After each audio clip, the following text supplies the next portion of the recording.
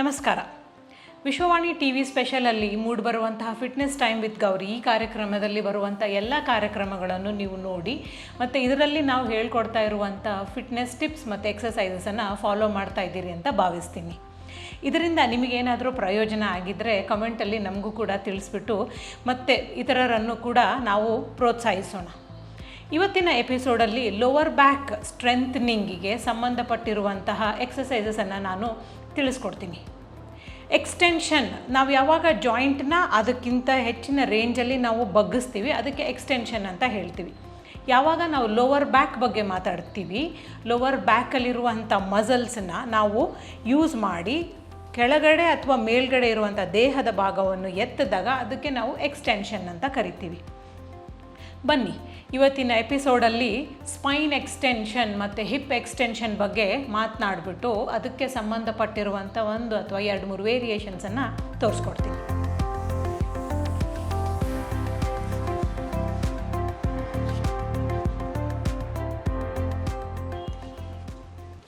ಮೊದಲನೇದಾಗಿ ನಾವು ನಮ್ಮ ಅಬ್ಡಾಮನನ್ನು ಮ್ಯಾಟ್ ಮೇಲೆ ರೆಸ್ಟ್ ಮಾಡಿಬಿಟ್ಟು 2 ಕಾಲನ್ನು ಹಿಪ್ ವಿಡ್ತ್ ಅಪಾರ್ಟ್ ರೆಸ್ಟ್ ಮಾಡಿ ಈ ಥರ ಪೊಸಿಷನ್ ತೊಗೊಳ್ಬೇಕು. ನಾವು ಅಪ್ಪರ್ ಬಾಡಿನ ರೇಸ್ ಮಾಡಿದಾಗ ಸ್ಪೈನ್ ಎಕ್ಸ್ಟೆನ್ಷನ್ ಅಂತ ಹೇಳ್ತೀವಿ. ಎಲ್ಬೋ ಮತ್ತು ಫೋರ್ ಆರ್ಮ್ನ ನಮ್ಮ ಚೆಸ್ಟ್ ಪಕ್ಕದಲ್ಲಿ ಇಟ್ಬಿಟ್ಟು ನಮ್ಮ ಕೈನ ಮುಂಭಾಗವನ್ನು ಮ್ಯಾಟ್ ಮೇಲೆ ರೆಸ್ಟ್ ಮಾಡಿ ಈ ಥರ ನಿಧಾನವಾಗಿ ಬಿಗಿನರ್ ಸ್ಟೇಜಲ್ಲಿದ್ದಾಗ ಈ ವೇರಿಯೇಷನನ್ನು ನೀವು ಫಾಲೋ ಮಾಡ್ಬೋದು. ಇನ್ಹೇಲ್ ಮಾಡ್ತಾ ಪ್ರಿಪೇರ್ ಆಗಿಬಿಟ್ಟು ಎಕ್ಸ್ಹೇಲ್ ಮಾಡುವಾಗ ನಮ್ಮ ಹೊಟ್ಟೆಯ ಒಳಗಡೆ ಭಾಗ ಮತ್ತು ಹಿಪ್ ಭಾಗವನ್ನು ಟೈಟ್ ಮಾಡಿಕೊಂಡು ನಾವು ಅಪ್ಪರ್ ಬಾಡಿನ ನಿಧಾನವಾಗಿ ರೇಸ್ ಮಾಡಿಕೊಂಡಾಗ ಇದಕ್ಕೆ ನಾವು ಸ್ಪೈನ್ ಎಕ್ಸ್ಟೆನ್ಷನ್ ಅಂತ ಕರಿತೀವಿ. ಈ ವೇರಿಯೇಷನನ್ನು 2 ಅಥವಾ 3 ಸೆಟ್ಟಲ್ಲಿ 8 ಅಥವಾ 10 ರೆಪಿಟೇಷನ್ ಮಾಡಿದ್ರೆ ನೀವು ಲೋವರ್ ಬ್ಯಾಕಿಗೆ ಸಂಬಂಧಪಟ್ಟಿರುವಂಥ ಸ್ಟ್ರೆಂತ್ ಟ್ರೈನಿಂಗಲ್ಲಿ ಆ್ಯಡ್ ಮಾಡ್ಕೋಬಹುದು.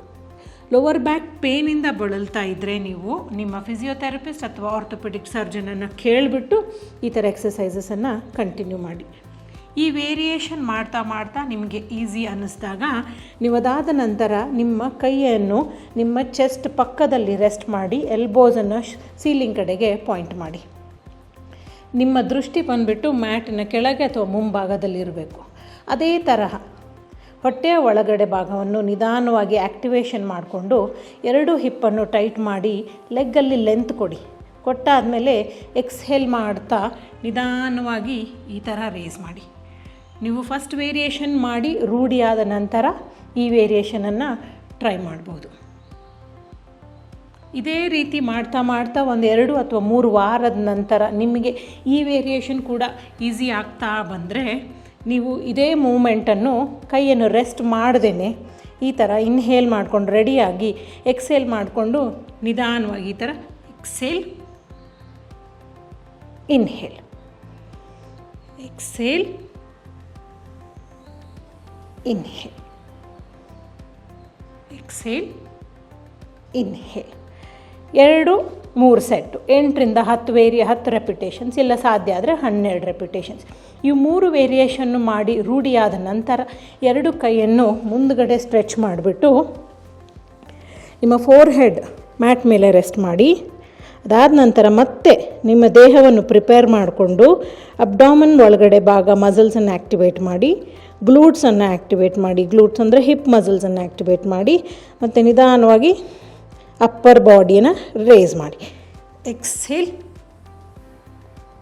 Inhale exhale inhale. ಈ ವೇರಿಯೇಷನ್ ಕೂಡ ನೀವು 8ರಿಂದ 10 ರೆಪಿಟೇಷನ್ 2 ಅಥವಾ 3 ಸೆಟ್ ಸಾಕು. ನೆನಪಿರಲಿ, ಪ್ರತಿ ವೇರಿಯೇಷನ್ ಆದಮೇಲೆ ನೀವು ಎದ್ದುಬಿಟ್ಟು 1 ಸರಿ ನಿಮ್ಮ ಚೈಲ್ಡ್ ಪೋಸಲ್ಲಿ ಪೊಸಿಷನ್ ತಗೊಂಡು ಲೋವರ್ ಬ್ಯಾಕಿಗೆ ಸ್ಟ್ರೆಚ್ ಕೊಡಬೇಕು. ಯಾವುದೇ ವೇರಿಯೇಷನ್ನು ಲೋವರ್ ಬ್ಯಾಕ್ಗೆ ಸಂಬಂಧಪಟ್ಟಿದ್ದಿದ್ದರೆ ಕಂಟಿನ್ಯೂಸ್ ಆಗಿ ಮಾಡೋದು ಬದಲಾಗಿ 1 ಅಥವಾ 2 ಸೆಟ್ ಆದಮೇಲೆ ಈ ಥರ ನೀವು ಸ್ಟ್ರೆಚ್ ತೊಗೊಂಡಾಗ ನಿಮ್ಮ ಲೋವರ್ ಬ್ಯಾಕಿಗೆ ರಿಲ್ಯಾಕ್ಸ್ ಆಗುತ್ತೆ.